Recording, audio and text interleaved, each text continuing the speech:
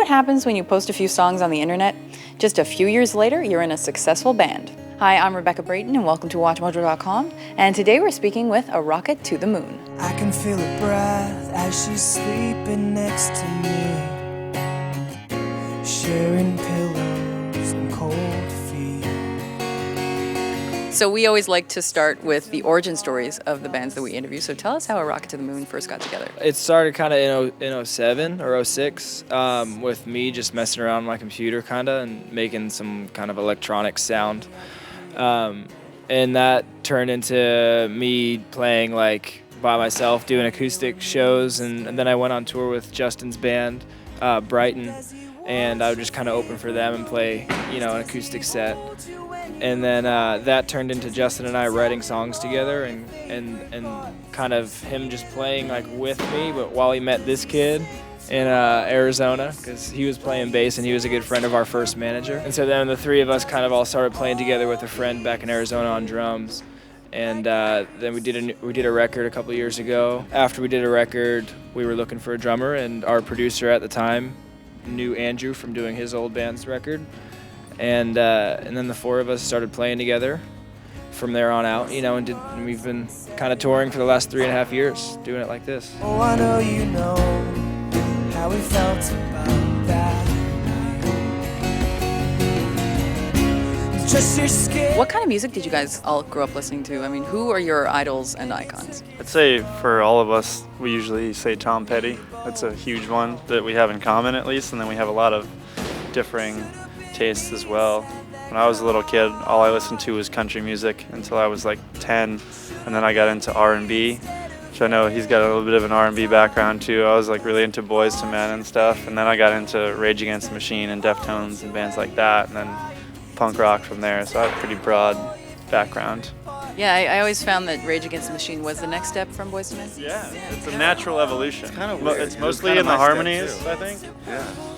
No, yeah, I started just kind of on rap and hip hop and His parents R&B raised and him on stuff. rap. They did. Well, for my parents, it was kind of like Christian contemporary music or like Bonnie Raitt and stuff like that. And I love that, but when I was like younger, I didn't listen to rock music till probably the 7th grade. And then I covered a Rage Against the Machine song at a talent show, so it's weird that it was kind of my transition too. I grew up listening to everything like my dad and my mom would listen to, like the Beatles and all that, and I remember liking the Beach Boys like crazy when I was like 5, and listening to it on family vacations and stuff. And then I grew up to listen to like, Slipknot and Limp Bizkit and that kind of stuff in like middle school, going through the rebellious stage. And then into like kind of punk rock, pop punk kind of thing, and now it's just a big smorgasbord of everything, really. Grew up listening to whatever my parents were listening to, like Fleetwood Mac and Pink Floyd and like Tears for Fears and stuff. And then I kind of like went into the rock phase, started listening to like Blink-182 and punk bands like NoFX and a bunch of that kind of stuff, and then kind of just, I guess, branched into whatever I thought was good, a lot of indie bands or whatever, and that's kind of to where I am now. Does he watch your favorite movies? Does he hold you when you cry?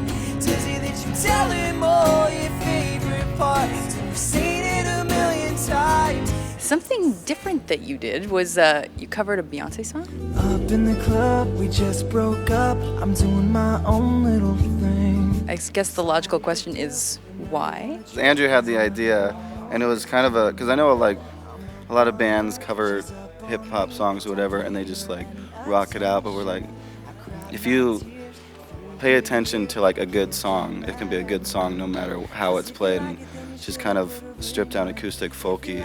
Like it's a good song, and it can transfer over to different ways. So once we did it, we kind of got a cool melody for it. I was like, this is actually kind of awesome. It's fun to keep things interesting, and especially if we're, opening for crowds that don't really know us, people like to hear that Sometimes stuff. you can reel them in a little more when you play a song that they know. It makes them feel more comfortable. It's for the crowd. We do a little Eagles in the end of one of our songs, and you can tell when there's kids in the crowd that don't know who we are, but once we hit that part of the song and we break out to a different lyric, they're like, wait, why do I know this part, So it's cool. Yeah, they do that song. Hotel California next. Great. Thanks very much, guys. Thank you. Thank you so much. You got it.